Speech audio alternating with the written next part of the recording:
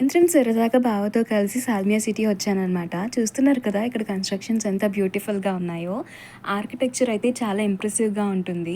చాలా హైట్స్‌లో కన్‌స్ట్రక్ట్ చేస్తారనమాట ఇక్కడ. ఇక్కడే కాదు ఎంటైర్ కువైట్‌లో మోస్ట్ ఆఫ్ ది రెసిడెన్సెస్ చాలా హైట్‌లో కన్‌స్ట్రక్ట్ చేస్తారు. టవర్స్ కూడా.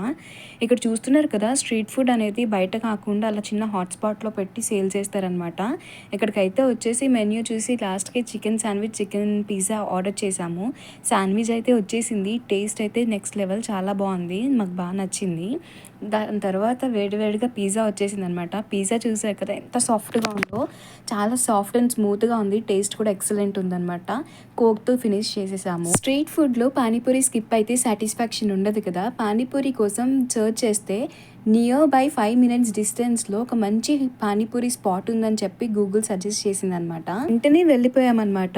అక్కడ రష్ చూసి నిజంగా టేస్ట్ చాలా బాగుంటుందని చాలా ఎక్స్పెక్ట్ చేశాను. కానీ నా ఎక్స్పెక్టేషన్ వెంట్ రాంగ్ అనమాట. టేస్ట్ అయితే నార్మల్‌గా అనిపించింది. లాస్ట్‌లో ఇంకా ఫలూడా తీసుకొని ఎండ్ చేసేసాము. ఇలాంటి వీడియోస్ చూడాలనుకుంటే please subscribe to my channel.